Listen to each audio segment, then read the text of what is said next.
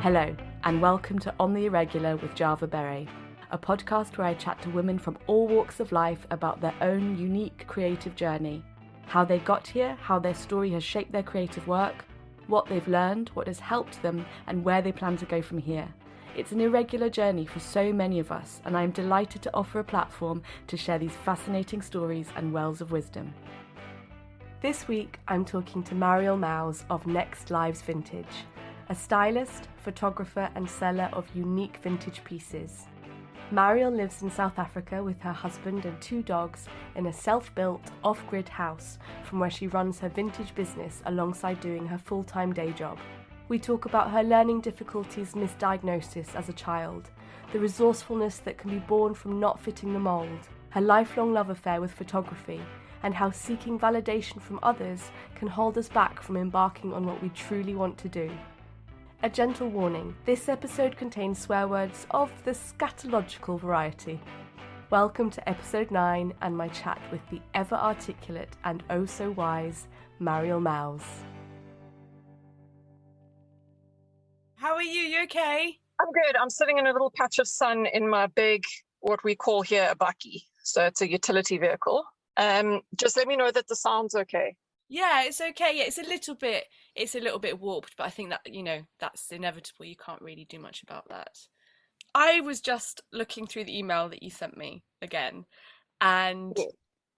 I was reading it, and I was like, wow, God, she's done so much stuff. And then, because I'd read it before already, and then reading it again, I was like, I got to but you're like, by this point I was 23, and I was like, holy shit, I thought she was going to be like 30. But I mean, I look at what I know of your history, and I was thinking the exact same thing. I mean, we're just about the same age, and I cannot believe, like, firstly, how much you've done with your life, and the other thing is where you are right now with what you're doing. So snap. Yeah. I think it sounds like I think we're probably similar in that we kind of like take a lot on and go full throttle in some ways.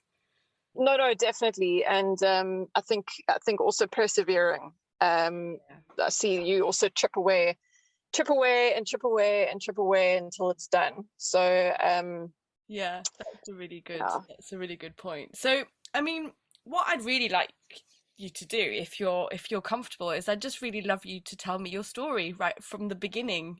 Just I'd love to hear from the horse's mouth, I guess, like, about your family and where you came from, because I follow you on Instagram. We found each other through the Insta retreat that we both did, and I just instantly fell madly in love with your styling and your photography, your editing skills, and because you were doing it for your job at the time, and then since then you've kind of, your social media's grown, and yet now you're doing Next Lives Vintage. And your styling is just exquisite. It's just so beautiful. The way you use colour and texture, and you're so creative. And I remember you took a photo of, I think it was pink flowers in a sink, and it just stuck with me. I was like, oh my goodness, like there was such a beautiful creativity for creativity's sake in the photo that really, I don't know, that really moved me. And so one of the reasons I want to talk to you is, I'm really interested to kind of, hear from you, like how in a way all of this has formed, and how you've got here. So if you're happy to start. I might need a little prompting along the way. Definitely, yeah. Some time, like you say, my journey has been a little bit higgledy-piggledy, so I lose track a little bit of the timeline. But firstly, thank you for saying all of that. I take a lot of inspiration from the way you style things, and your account was one of the first interior accounts that I stumbled across that really resonated with my own style. Mm-hmm. It's, I think I've come to realize with what I'm doing is that, and I mentioned this in what I wrote to you, is that I've tried to be a lot of things in how I style and how I take photos. And I think you'll agree, as an artist, you try out stuff like emulating other people, Yeah. but at the end of the day, it comes out how it comes out. Yeah. Um, like I see things in a certain way, and I can't be anything other Yeah. than what I am. And I think that's what comes across in your own home style. I've never seen anything like it. I've never seen anything like it since. And so it's the greatest compliment for you to say that you're inspired by my styling, because likewise. Oh. Um, I I think I mentioned that a big part of like who I am is that I was, well, do you want me to go back to like my childhood? Yeah, because I think it's really interesting because, like, you know what you said, because you know what about your parents, and like your parents. What was the word that you said? Aesthetophiles? I've never heard that. Is that how you say it? Yeah, they if they could listen to me now, I can see them from where I'm sitting. They're in the garden busy pulling out weeds. Um, my mom trained as a fashion designer, and my dad trained as a photolithographer. And so both of them are very like hands-on creative people who, for whatever reason, never fully realized like themselves. They're both retired now. My mom gave up what she was doing to have me and look after me full time. She did go back to work at one point, but like most of my childhood, my mom was pretty hands-on with raising me, and like I had the most amazing childhood with her. I was born, I think, 3 weeks premature, so I was really, really tiny. And I'll get to why that's important. And I was always a little bit behind everybody else. So I was the last kid in my class to have the fairy wheels taken off my bike. Everybody mocked me because I had this little pink BMX and it still had fairy wheels, and nobody else was riding with fairy wheels. I took a little bit longer to walk. And then our school year starts in January. I don't know about yours in the UK. It's September Um, here, but I guess it's yeah, the so season. it's sort of mid-year. So our school year starts January, February, and I'm born in November. And I went into the class. So you go into school when you're 6, and I went into school that everybody had already turned 6, and I only turned 6 at the end of the year. And as you'll know with your own two, Yeah, 6 months in child years huge. is like massive, massive in terms of development. So the schooling system doesn't really allow for you to keep your, all in those days, like in the 80s, didn't really allow for you to keep children back, and you kind of what do you call it? Like you have to follow the advice of the professionals. So my mom put me in school, and I had, because my gross motor skills were quite delayed, and not on a par with everybody else, I had huge problems reading and writing. I do remember, like everybody, they've got that reading system where you meet certain markers and you pass certain tests and whatever. Everybody was like 5 of them ahead of me, and I was still struggling to read inside my head. So silent reading. And then on top of that, I was also left-handed, and I was the only child in my class who was left-handed. And I think the teacher who taught me how to write really struggled with teaching a child who's the other way around. So, fortunately for me, it wasn't the days where they used to tie your hand behind your back and try and force you to write hand. My mom, they really tried, because she's also left-handed. But by the time I got to school, they weren't doing that anymore. So that was junior school. And then I think that I figured out ways to, because it's no good being the only kid in class who can't read properly and can't write. So I figured out ways of speed reading, where I think they call them sight words. So with normal development, you would read the word straight, recognizing the S and the T, and then your brain fills in the rest. But because I had problems reading, I used to fill in everything. So I was never any good at comprehension, Okay. and never any good at spelling. Hmm. And going into high school, that's a recipe for a learning disability. So in, I think, grade 5, they diagnosed me with ADD, which is quite something for the 80s. And the remedial therapist recommended that my mom put me on Ritalin, which I was on for about 3 weeks, I think. And then I said to my mom, like, it's really, I'm really struggling with headaches, and I don't feel like it's helping at all with my concentration. So they took me off. So I think it was a misdiagnosis.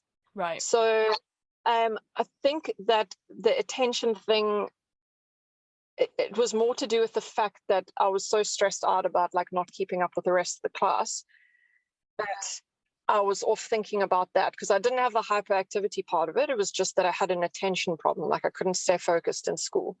So I've got a friend who's a childhood educational specialist, and we became friends about 10 years ago. And as you do when you're getting to know somebody, we were just chatting about our childhoods, and she asked me a couple of questions, which were like, did you have problems with your gross motor skill? Did you have problems with your fine motor skill? All of that kind of thing. And then she said to me, I don't think that it's an ADD diagnosis. I actually think that they misdiagnosed dyslexia. Ah, that's interesting. Yeah. So to this day, at my day job, I'm banned from invoicing or doing anything to do with math, because I cannot. It's an encoding problem. So I don't absorb information, and then I'm not able to like read it, put it in my head, and then write it. That's really interesting, because you just saying that, you've just expressed exactly how I feel about numbers. I recently sent a parcel to completely the wrong address because I just wrote out the wrong address. I And just you can, I and like invented in your the wrong. brain, you're like reciting it, but Mhm. your fingers do another thing. Yeah, yeah, that's exactly it. Because I know my mum has that. Oh God, that's really Bizarre. interesting. Yeah, wow. Gosh, So so yeah. the interesting thing is, because like I'm trying to think why, it's very self-indulgent talking about myself like this. I feel really bad because I normally take way more interest in other people's stories. But I want to know. So there's So a reason. the point is, exactly. So the point is to be self-indulgent. Yes. The thing is that when your brain, I feel really fortunate that I didn't have a proper diagnosis, Hmm. because I never ever ever put like why I couldn't do something back on a learning disability. I had to just push on through. Yeah. So Yeah. you can't do math. Okay, I didn't know that I had dyslexia, but Hmm. like I got to get through math. So you're forced to make a plan. Yes. So it's made me, I feel like the lack of diagnosis has made me really, really resourceful. That is the exact word that I was thinking earlier when you were talking about how you came up. It's like, yeah, God, that must have taught you some serious skills in resourcefulness that, like, Exactly. yeah. And it's interesting because knowing more about your story further on, I can really see that as well. Yeah, and it's they say blind people have really great hearing, and Hmm. I feel like because I've always been really bad at math and reading and writing and all that kind of thing, my brain has developed a really keen sense for space. Um, and to this day, my mom will tell you that I can like buy a piece of furniture for a space and know that it's going to fit. I don't need to go and measure the space. And I think that's really aided me in any sort of creative endeavor, in terms of photography and styling, that I've developed an eye because I don't have that's the only part of my brain that I'm really using, is the visual learning part of it. Um, Fascinating. yeah, and thank you for asking me to write that, because I've kind of put like the building blocks together in a way that I hadn't before. Like, it makes so much sense for me now too, where I look back and I think that our skills are as much an innate thing as they are a product of our circumstance.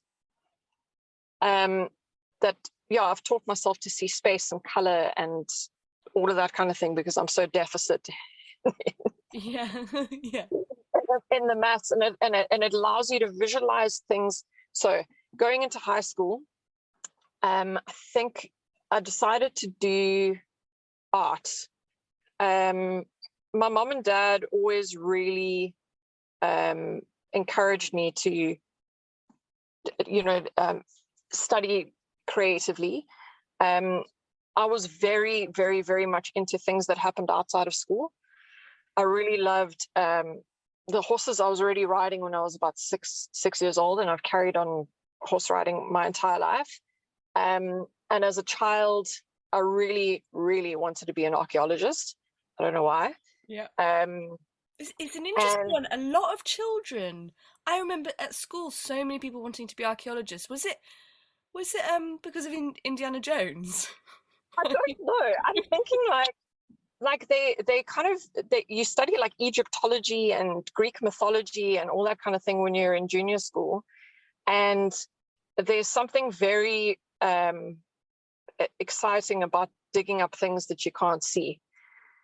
I really wanted to get into that, but it's kind of one of those those career paths that you might get recommended as part of a career counseling session, but I don't know how well it translates into like an actual real life career. Yeah, yeah.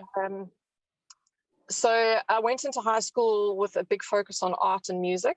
That was largely encouraged by my mom and dad. I really loved art class. We used to have this 2-hour block in school that, in amongst all that being forced to concentrate and not being able to, and staring out the window and imagining other stuff like the horses and whatever else, like this art class, we had 2 hours every day where I could just do my thing.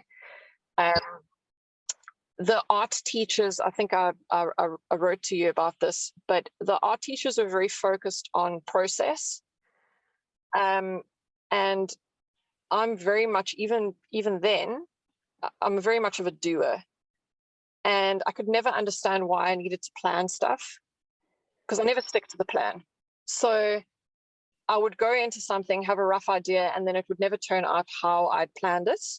And so I didn't do very well in art school, I think, because I used to challenge the art teachers on their methodology and whatnot. But by the final year of school, you get moderated by external examiners. And we had to put up an exhibition of the year's work. And the external examiner moderated us, and I finished second in the year for the practical side of it. And so they moderated me, and I finished top of the class. And I think it's probably because they didn't know that I was a person who. Yeah, that's so interesting that it wasn't. It was they were just seeing what you had created, and didn't have, I guess, a personal relationship with you, or I guess they weren't ticking the boxes of like, well, they fulfilled that part of the process or that process. That's really interesting. Exactly, and I just think I really challenged them on their ideas, and they really didn't like that. I had some really encouraging teachers over the years, but the one that I had for final year, and I really didn't see eye to eye about process versus outcomes. But I finished, I graduated with a really good mark, and so I would be able to get into university. So I finished school, and I decided that I really didn't know what I wanted to do. My mom and dad wanted me to get into architectural school. Where had that idea come from? I don't know. I actually don't know. So my dad's best friend at the time was an architect, and they thought that it was a really great way to have like a proper career that's also creative.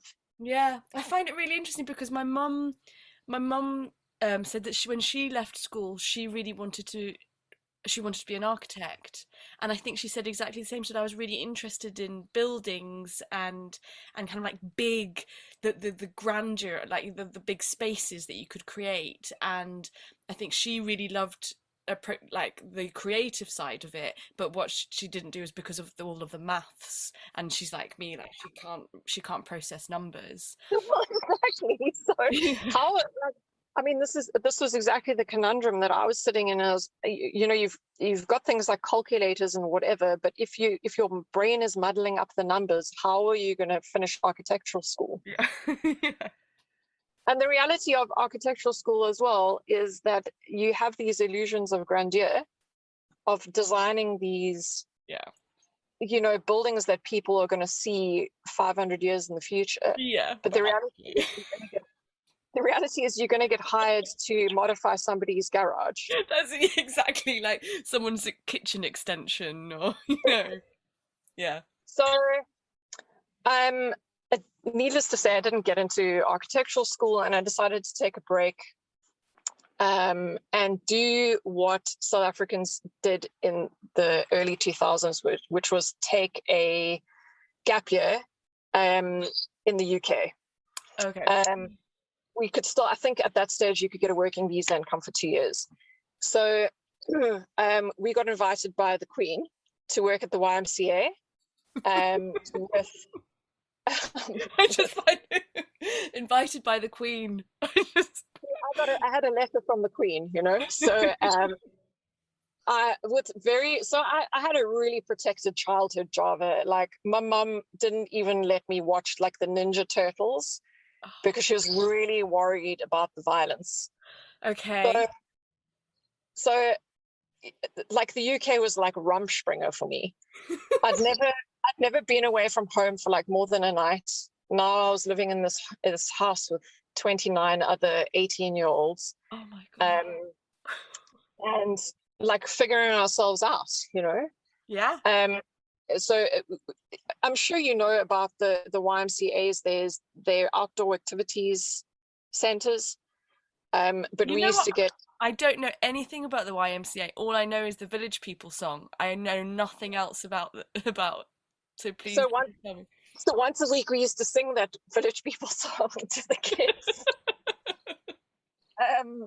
And I was there for 6 months. And I really got to do a lot of cool outdoor stuff that I'd never done before. I was always not super brave, and we did archery and kayaking and mountaineering and orienteering, and I made the most amazing friends there, and some of them I'm still in contact with. I came back home, and then I had 3 months to decide what I wanted to do. And my mom and dad were putting quite a lot of pressure on me to study something. And I'd grown up with a mom who was a very keen photographer. She always had her nickel mats, film camera with a 35mm lens, and she was always taking photos.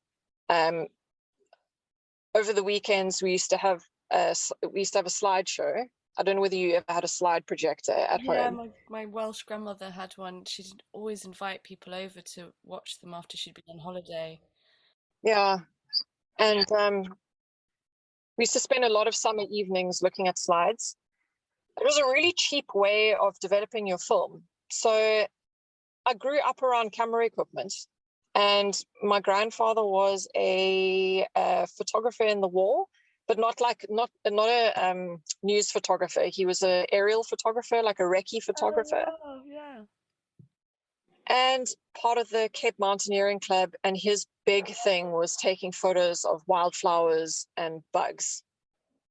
So when he passed away, we inherited boxes and boxes and boxes of slides of wildflowers and bugs. So I grew up with that as well. How lovely. And I always like photography. I absolutely treasure the photos that I have of my grandparents and my great grandparents.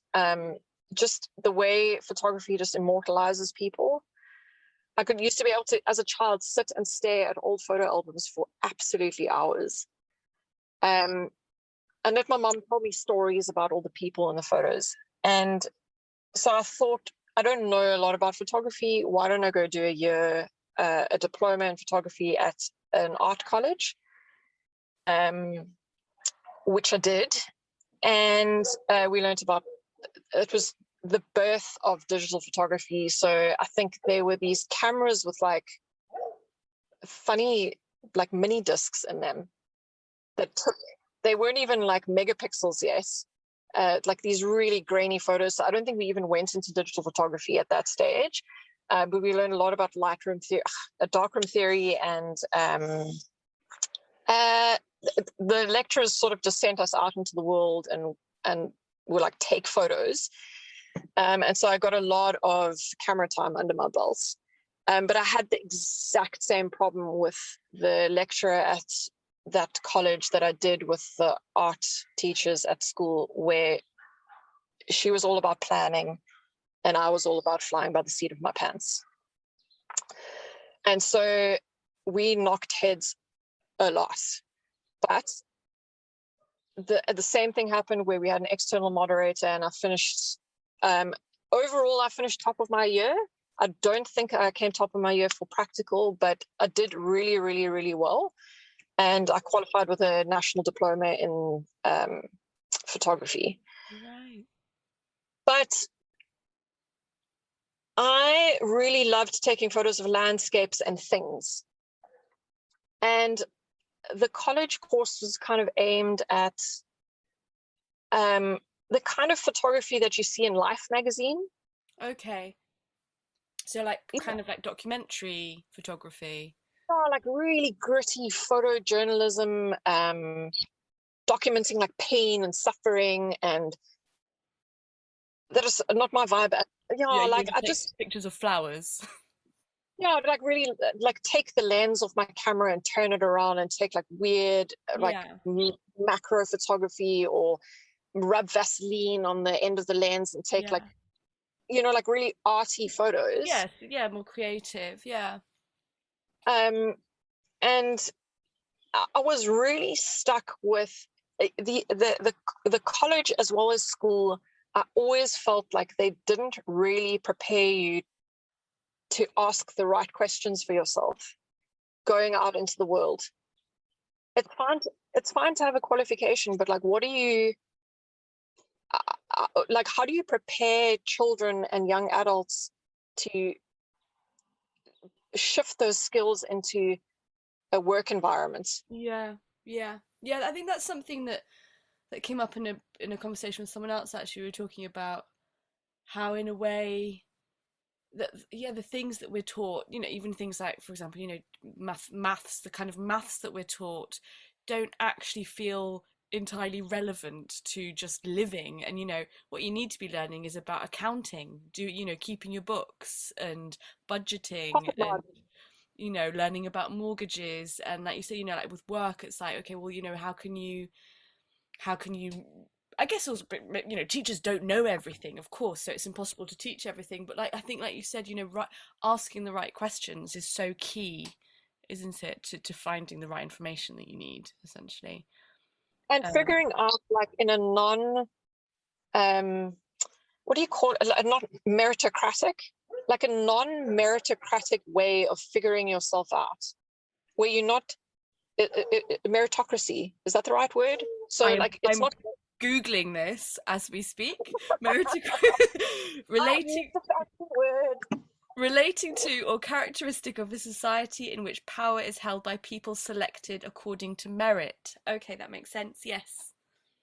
So, instead of getting 99% and thinking, wow, that somehow relates to a real world situation, like, why not rather help people figure out who they are? Yeah.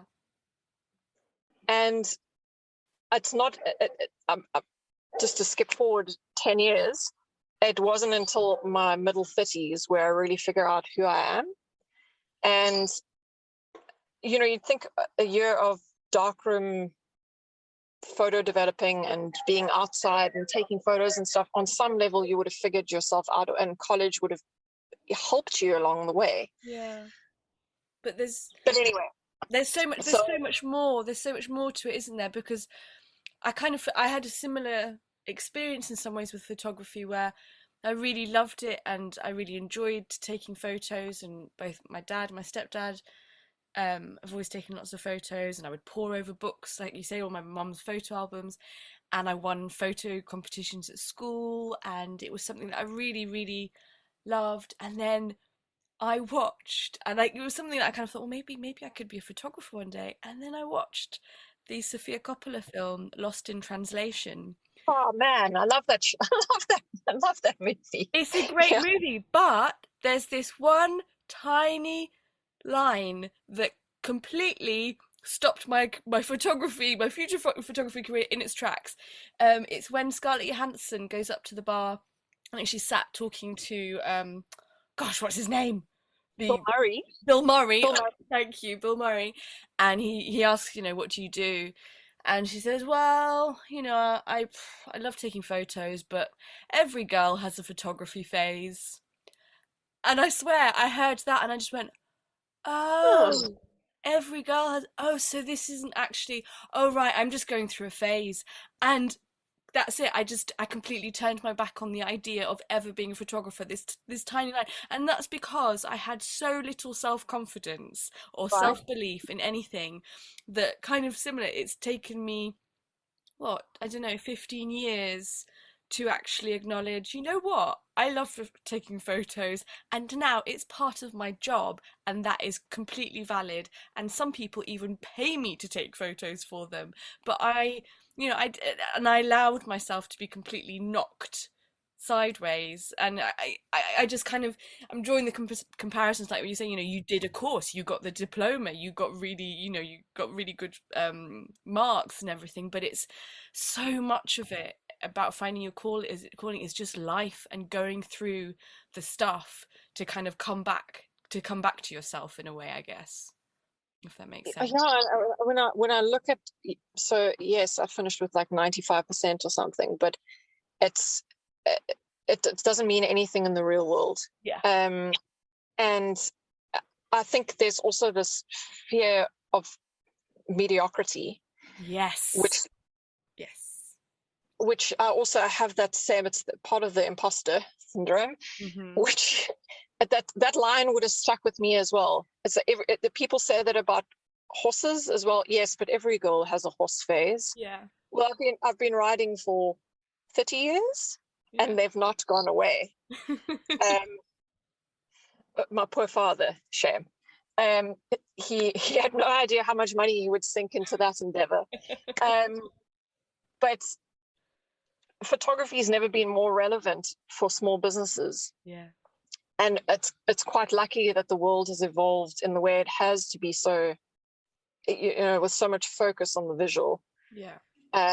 But at the time, the only opportunities really were fashion photography, and I still struggle taking photos of people, just because I don't like invading people's space.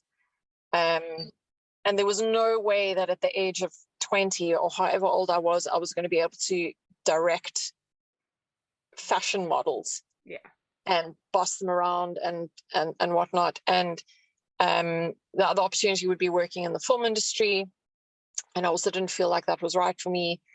At the time, the magazines had in-house photographers, and the world wasn't the way it is now with photography, and there really weren't that many opportunities other than news reporting and fashion photography. And so I gave it a bit of a miss, sadly, and my camera got packed away in the cupboard. And I bought myself a horse instead. I love it. And then didn't have any money to pay for this poop machine.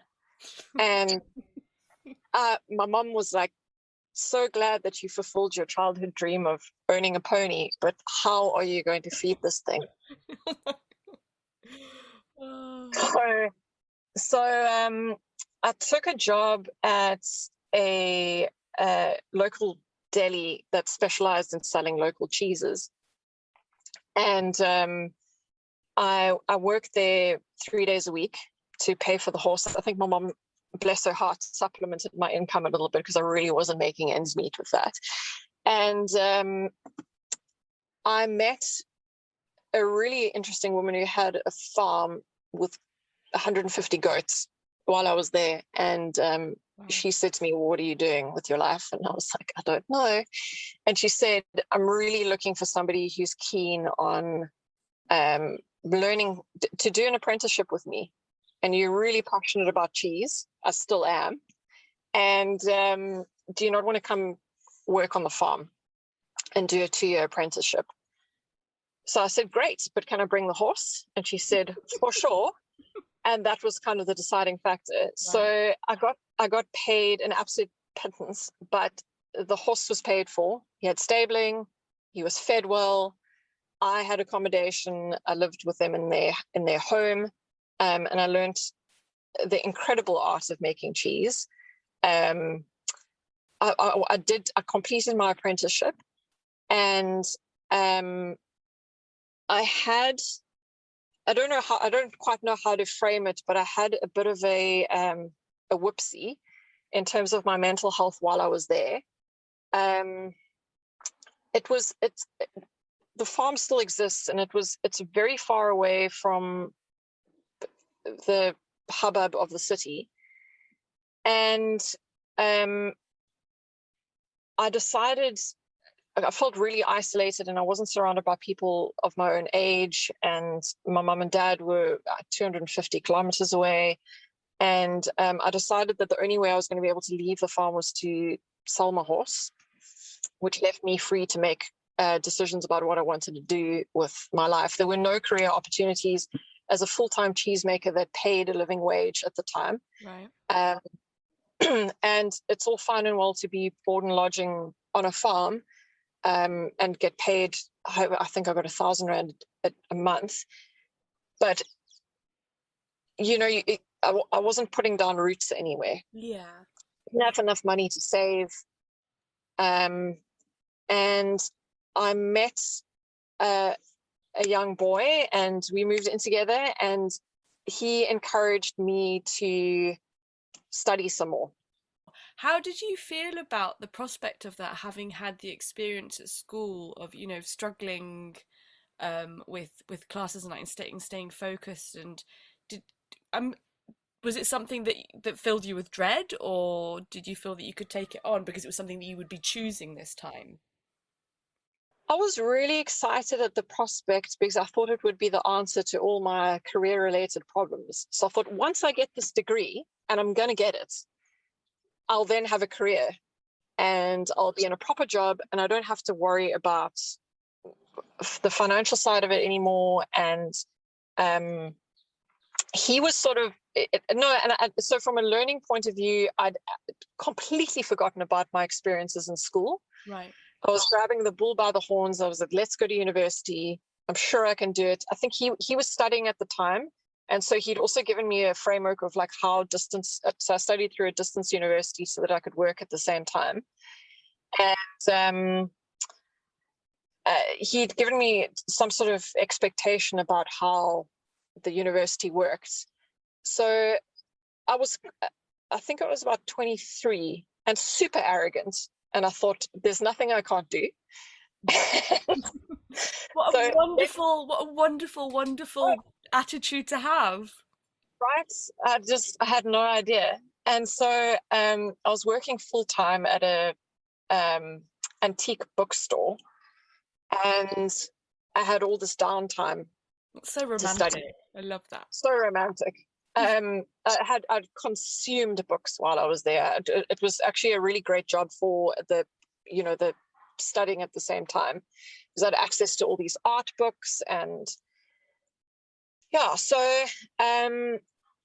I decided that on the I don't know what it's like in the UK, but in South Africa, there are very few streams that are considered proper jobs.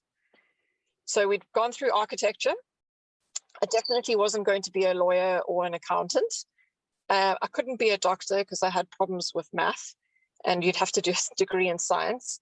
So it's doctor, lawyer, architect, accountant, and the only other one on that sheet of paper is a teacher or lecturer. So I thought, okay, well, I really love art and I really love geography, and so that's what I chose as my streams for a Bachelor of Arts. Okay. And then what you can do is finish your Bachelor of Arts, and then you do a 1-year conversion course to become a high school teacher, a senior school teacher. But the distance learning university here, it gives you 8 years to finish your degree, because it's very difficult to structure your life in such a way that you can read all the books, do all the assignments, and then also have a relationship, have friends, and then also go to work. And you see a lot of people doing it all, but the reality is, if you like to sleep, when are you going to do all these things? And so for 8 years, I hacked away at that. 8 years. That is a long time. It's a long time. And what I really liked about it is you don't have lecturers. So there's nobody with an opinion of you because they've never met you. Okay, yeah, so that kind of feeds back to your issues with teachers at school, possibly. Right. And the only thing they're interested in is the end result. Yeah. And I really enjoyed it. It was hard. Like I used to, because I can't concentrate for more than 20 minutes at a time. So on the weekends, I would like bargain with myself and say, okay, you're going to do 20 minutes, then you can watch an episode of Friends and eat a sandwich or have a cup of tea. Yeah. And then another 20 minutes, and then you can watch another half an hour of TV. And so that's how I managed my time. Wow, that's incredible self-discipline and drive. It didn't feel like it at the time at all. Like it was so hard for me. It was so hard for me, and I'm the kind of person that functions best under pressure. Yeah. And so I would leave everything to the 11th hour. Yeah. And then just try and get it all in there. But what I did learn about myself while I was there, and I finished it, and I got a distinction, which is probably one of the greatest things I've ever achieved. And I couldn't study like everybody else studied. And I used to have to tell my mom to sit on a chair and listen to me talk about what I'd learned. Because you'll know, if you've got a learning disability, reading and then writing notes, and not having a lecturer, is you don't have the opportunity to sit there and listen to somebody. So I would write notes, but then I'd need somebody to sit opposite me, and I'd tell them about what I'd learned. Yeah. And then she would have questions. And so that's how I got through my final exams. Wow. So the irony being that by the time I finished it, the South African government had pulled, and I'm not terribly sure why, but you used to be able to do a postgrad in teaching. And we've got a real lack of maths and science teachers in the country. I think because they're the hardest subjects to teach. And so they've pulled that course. But incidentally, I had a whole lot of female friends that had gotten into teaching. And every single one of them said to me, just don't do it. Wow. Just don't do it. It's not about the kids. You will meet some wonderful children, but the politics of the parents is really, I don't know that you, as Mariel, I don't know whether you're cut out for that. Okay. And how did you feel after having just spent 8 years of your life kind of working towards that with that idea in mind? It's well, I don't know how so the finishing university went hand in hand with the end of my 8-year relationship with the person who encouraged me to start studying in the first place. Yeah. And so I was very concerned with just getting it done.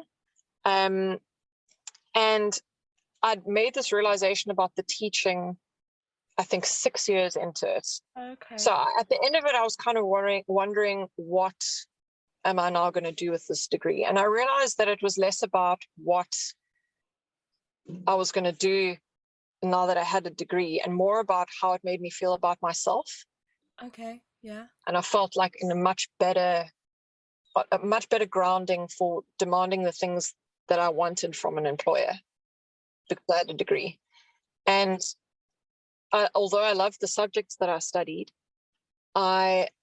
I'm really grateful for the skills, the soft skills that I learned about time management and discipline and all that kind of thing. And I think that's what the online university distance learning thing really gave me, the grit that I never had growing up. You're so reliant on yourself. You don't have anybody to talk to about what you're studying. Yeah. There were no online forums. You're teaching yourself. And I think I came out of it realizing that it wasn't the answer to my career problem, but it was the answer to a big chunk of self-confidence problems. Yeah. Like if you can get through university with a learning disability, then you can probably do anything. Yeah, I can understand that. Yeah, definitely. I think I can kind of, I can, in a tiny, tiny way, I relate that to, I think when I was about 14, we started learning about, in Spain, I'm not sure if you do it in the UK, but in Spain you break down sentences in like in language class. You break down a sandwich and a sentence, not a sandwich. I got food You on the want a brain. sandwich, Java? Do you want a sandwich? And one word's an adverb, and one word's the articulo, Yeah, and you do the yeah, same thing here with the parts. yeah, and you Yeah. end up kind of like creating this whole kind of map beneath this sentence of how all the different words relate to each other. And I just could not get my head around this, and I couldn't understand it. Like, and the teachers were really, really frustrated with me, and I would get like 2 out of 10, and I'd be absolutely delighted that I'd get 2 out of 10 in my exam because it's like, oh well, at least I understood two. The other 8 were completely just baffling. And so I failed all my exams, and I had to retake the exams at the end of the year. And so I spent a week. I was like, right, I am going to understand this, whether even if it kills me. So I locked myself in my room and I was like, Mum, forget about meals. Like, just like leave my food at the door. I'll eat it, but I'm just going to sit at my desk and I'm going to go through this book until I understand it. And by the end of that week, I finally understood it, and I took my exam again and I got a 10 out of 10. There you And go.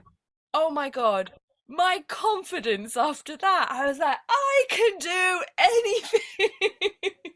you know and I don't think it is entirely true that we can do anything that we want, but there is something so incredible, isn't there, about knowing something that doesn't come naturally to you, to overcome that and finding your way through it, and then coming out the other end having achieved and having understood. It's incredible. So for you to have done that for 8 years, I did it for a week. And I sacrificed every single weekend. Mm-hmm. I could not work and then come home in the evening and then graft at night. So I used to just sit from like a Saturday morning until a Sunday evening and do that. But yeah, there's a bit of a gap in.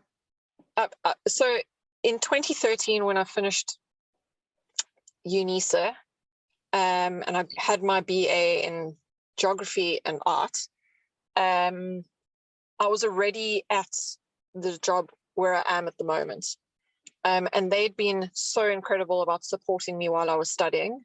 And that's where I am now.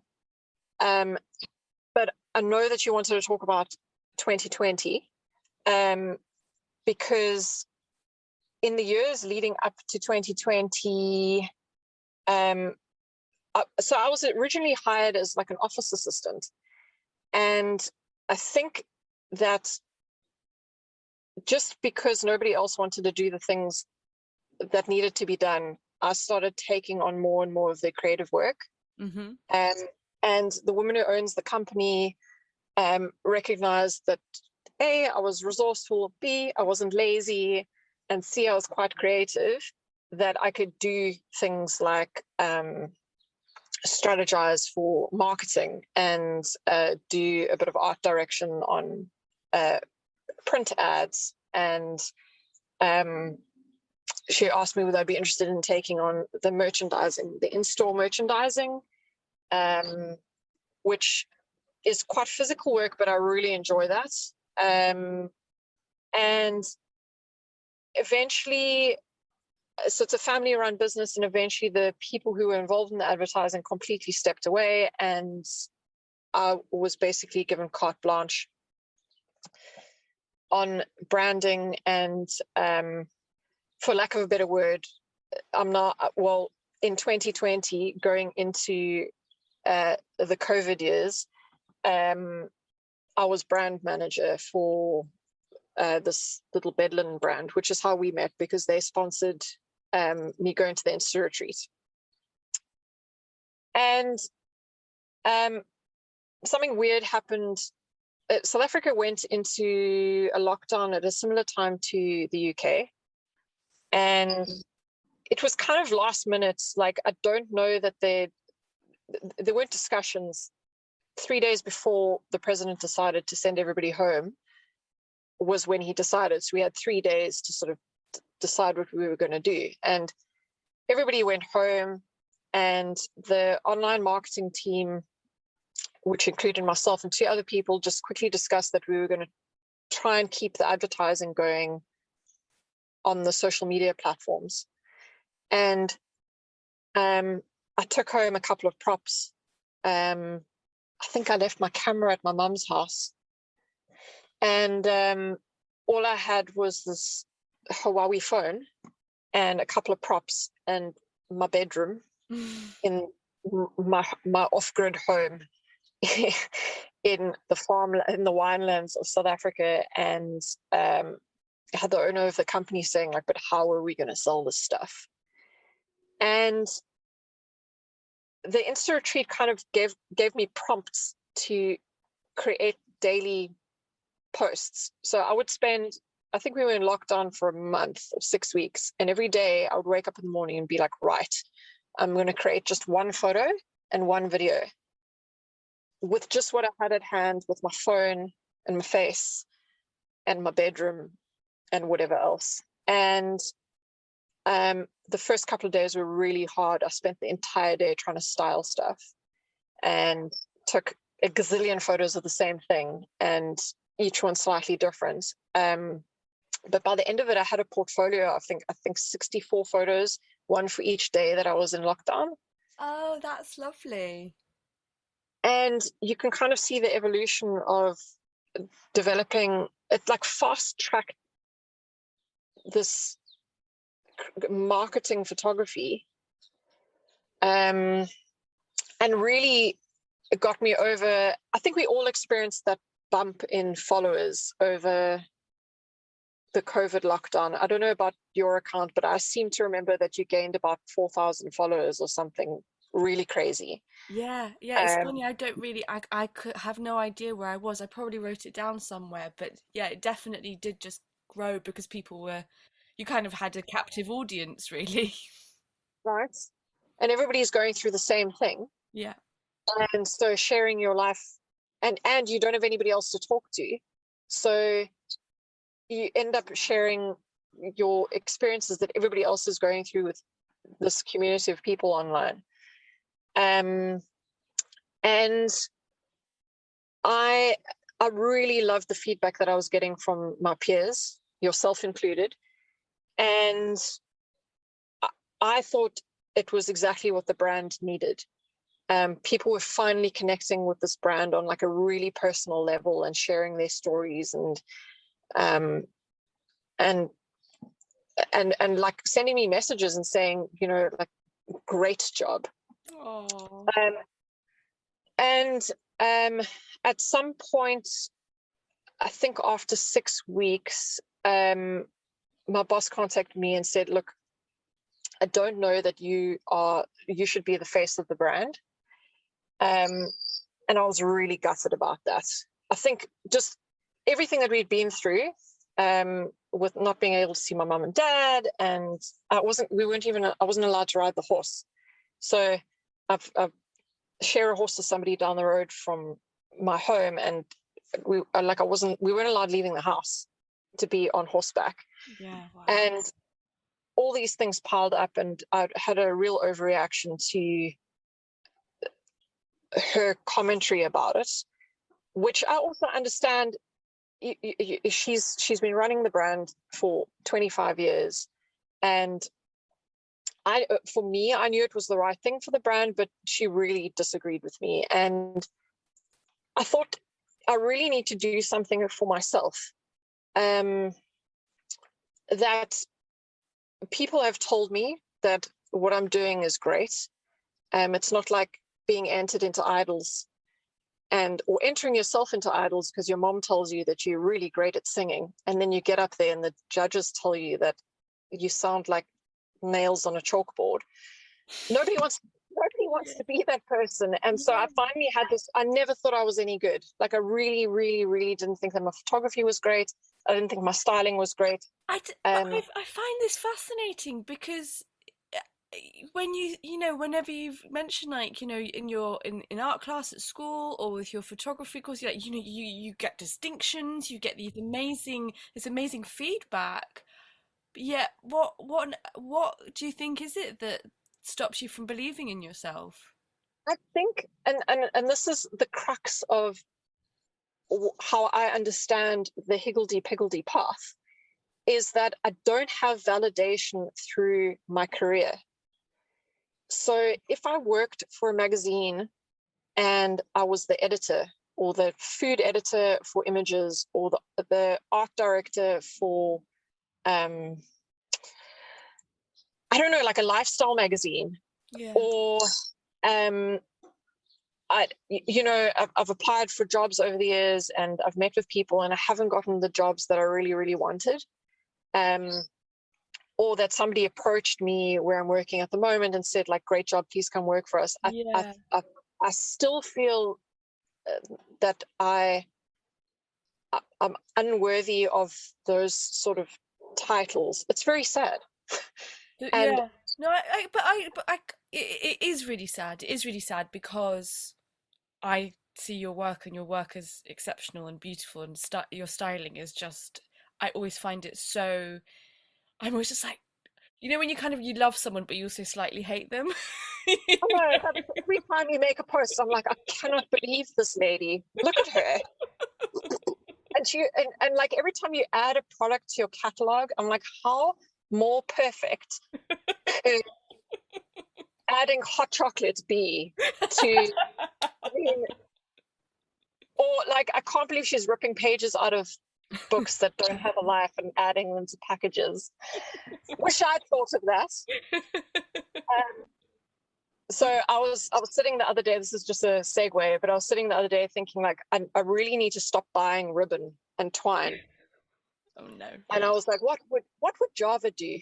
What would Java do? I think Java would tear up her old bed sheets into tiny little strips and then dye them with old tea bags. Oh, that sounds glorious. Is that what you're doing? Yeah, so I'm going to do that. And then I've made these little tags for Next Lives that are made of air dry clay. So when you, I put essential oils on them so that the packages smell nice. But when you're done with your tag, you can just throw it in your garden and it'll dissolve. Oh, that is such a beautiful idea. Oh, that's so lovely. But that's a what would Java do, So essentially, it's actually my idea. So essentially it's your idea. Thanks so much for the inspo. But it's so nice to hear that you see me like that. But I do think that what do you call it? So I need a fundamental, and it's not just me. Yeah. I speak to so many women that need a fundamental paradigm shift about looking for external validation Yeah. for, it's one thing asking your peers, like, listen, please give me some constructive criticism about my work and tell me where I can improve. But it's another thing entirely to base your self-worth on the job that you have. Yeah. Um, Yeah, I think that's so true, and that really resonates for me. And I think I've possibly spent a big part of my life, kind of like what you said earlier, waiting for somebody to identify what I do and say, "Oh, you're really great at that. I'll give you a job. Do you want to come and work for me doing that?" right, Without, right. because if somebody else hasn't noticed it and said that, then I just must be really crap and mediocre. Well, And exactly. And this trap of comparison. I mean, I just cannot believe the kind of work that people are turning out on Instagram. Like, yeah, it's I mean, right. there's mediocrity there, but there's also some, I mean, hundreds of people producing incredible stuff. It's quite And it's, intimidating, isn't it, when you really start seeing just how much talent and creativity exists in the world. It's like, Jesus. I don't know, and like pick a lane, man. Like, you can't be, I mean, I would absolutely love to illustrate as well, but I simply, I do not have the time to dedicate to that. Yeah, because And also, I've seen your illustrations lately because you've been incorporating them into your styling and photography of the vintage that you sell, and I've been meaning to say they're absolutely beautiful. It's like, well, oh, there's thank you. another yet another skill that you have. Well, it's the one font that I can illustrate and the three leaves that I can illustrate. But I'm sure I could practice. And I was thinking, I just wanted to finish off with my higgledy piggledy. How I ended up doing what I'm doing now is that with this huge criticism, I think perceived criticism, because I don't think she was meaning me to take it so to heart. But I was absolutely crushed by thinking that I was doing something for the brand and being told that it wasn't the right thing. Yeah, of course.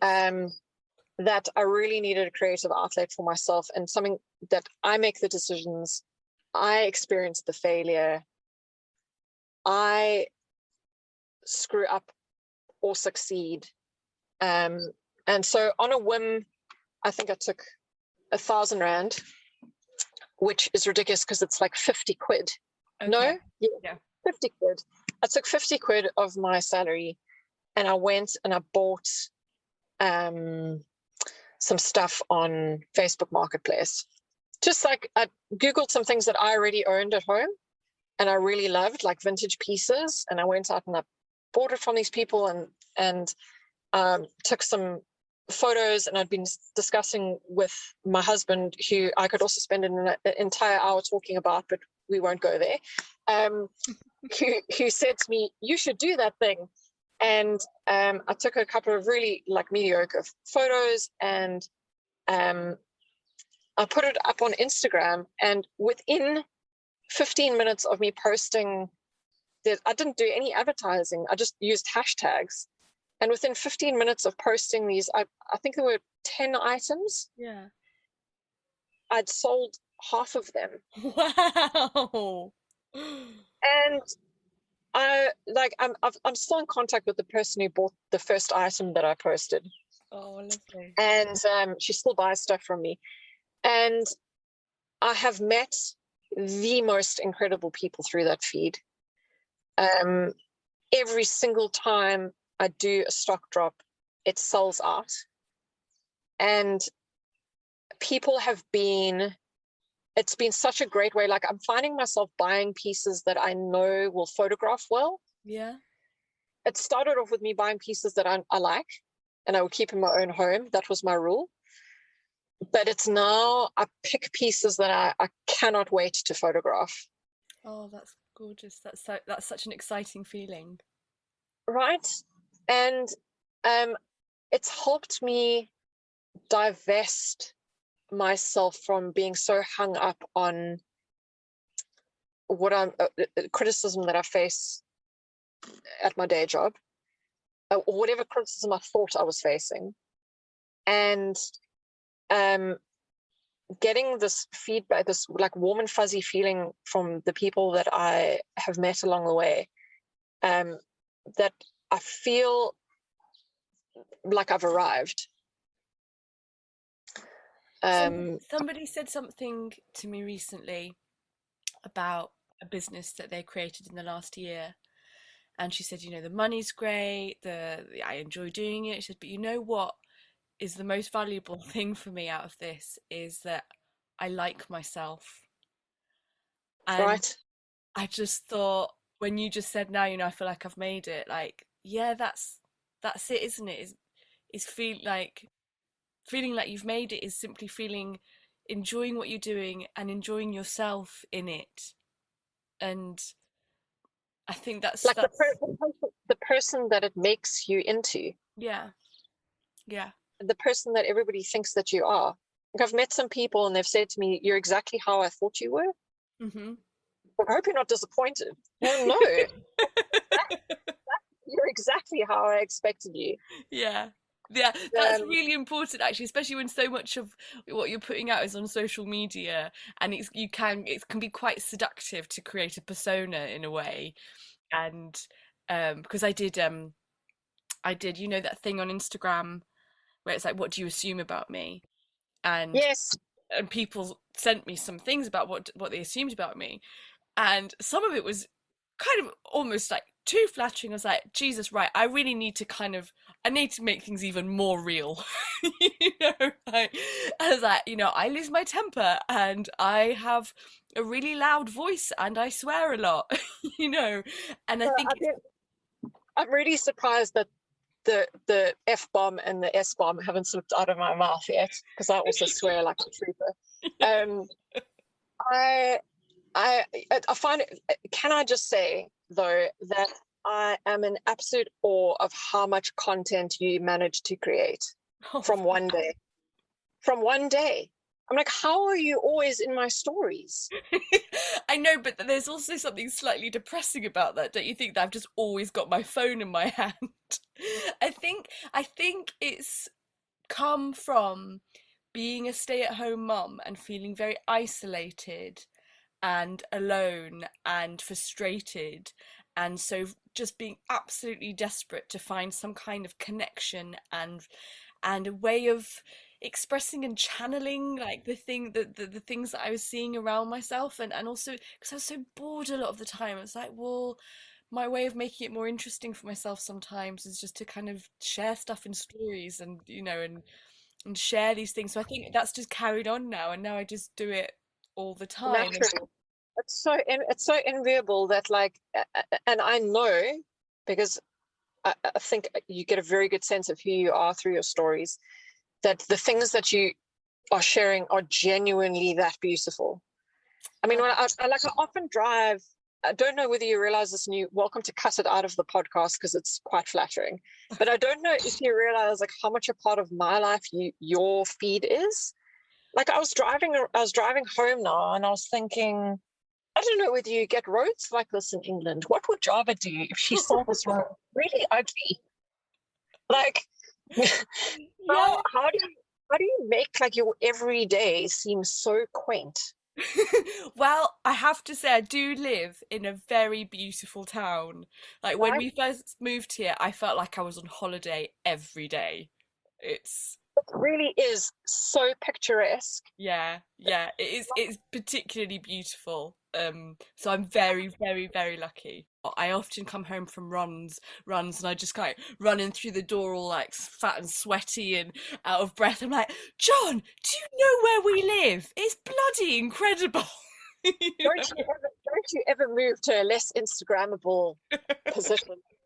Oh, well, if we ever move house, that is completely going to be guided by what photos I can take for So, stories. we designed you will know that Martin and myself, when we met, he already was like, I have this plan. Do you want to be a part of it? Hmm. And I was like, we're not married yet, but so I'm not going to say yes until we're married. But in the back of my mind was like, oh, that's exactly the dream that I've been having, which is to build our own home and live a little bit off grid and kind of be out of suburbia. And when we designed the house, I was like, right, am I going to be able to take pictures of this house? So yeah, that's where we are now. Oh no, thank you, really, thank you so much for sharing your story, Welcome. because I think it's such a beautiful tale of kind of of overcoming, you know, difficulties and really Tenacity. flourishing. I feel like, sorry, what were you gonna say? Tenacity. Tenacity, yes, tenacity is a great word. And I feel like you kind of put yourself through like, I feel like you've put yourself through quite a bit of pain, through a lot of pain, and things, you know, really haven't been easy for you, and then you create these beautiful photos, and you have this beautiful styling that it just has this beautiful, gorgeous ease to it. And you know, and I look at those photos and I was like, so much work has gone into that. Every placement of every petal is just in the most beautiful, perfect place. But But it gets easier, right? yeah, Like you the get more you quicker. You do kind of have, it. yeah, yeah. But you know, it's, and also because also they're often very detailed and ornate, and like, you just, the way that you sell vintage is quite different to any way that I've seen anyone sell vintage, really. You know, you treat each piece, you kind of, you honor each piece, and the way that you style it is so perfectly in tune with that piece and to complement it, that it tells such an incredible unique story. And you know, you're not just kind of like plonking stuff in front of a camera and going, you know, who wants this? There's so much more to it. and and it's such a visual feast every single time. um I think I think though that I'm in a fortunate position, and I'm very, very aware of the privilege that I have where it's not my full-time job. yeah, So the idea behind it was to fund small home, well, so twofold: creative outlet that I'm solely responsible for, yeah, and then also to fund. Look, with COVID, nobody's had pay increases or anything for like the last 2 years, yeah, and there's so many things that we still want to do at the house. So it was also like a little bit of petty cash for doing these little home projects. And I'm in the fortunate position where I do have time, and I'm not entirely financially motivated to do what I'm doing, but if you know what I mean. you don't have to excuse yourself with that, you know. Like, you Yeah. can take on board what I'm saying. I fully understand what you're saying, and it's definitely something to be taken into consideration. You know, like, for example, like, I know that there's lots of things that I'd really love to explore and have more time to do, but my time is really limited with the boys. Yeah. But you know, like, I think, you know, it's whatever it is, whatever purpose, whatever reason, or whatever your circumstances are, the fact is that you have an incredible eye and skill.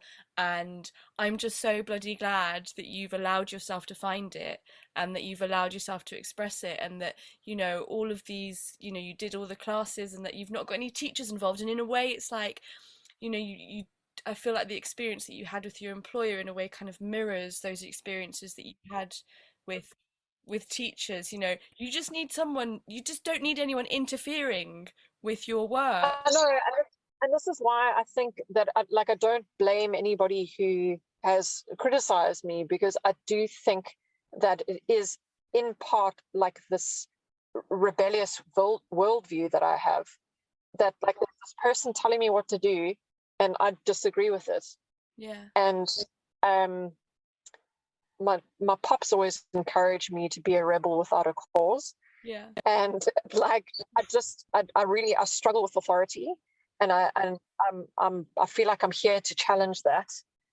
And so I'm no good underneath somebody, and that is why I now am where I am. And I do hope that it leads to greater things. yeah. Like I said, I've met the most incredible people, and you know, I hope that it doesn't end at selling vintage wear and goes into the plan would be to go into like stylist consulting for small businesses. I would love to do that. Yes, I Like, can like totally an agree. still an accessible thing for other small businesses that sell small either services or things, to show them how they can do stuff that like cost them nothing to do. I think that's a fantastic idea. You. Thank you so much for giving me your time and your thoughts and your story. Absolutely. And like, what a privilege to be selected to be on your podcast with what I am going to assume are some really amazing people from what you've been sharing. Good luck, and I can't wait to hear. You can find Mariel on Instagram at Next Lives Vintage for her vintage pieces, which she ships worldwide, or her private account at All You Need Is a Little Green for photos of her beautifully calm and rustic home. Thank you so much for listening to On the Irregular. Please make sure you review and subscribe, as it helps other listeners find us. It truly does make a difference.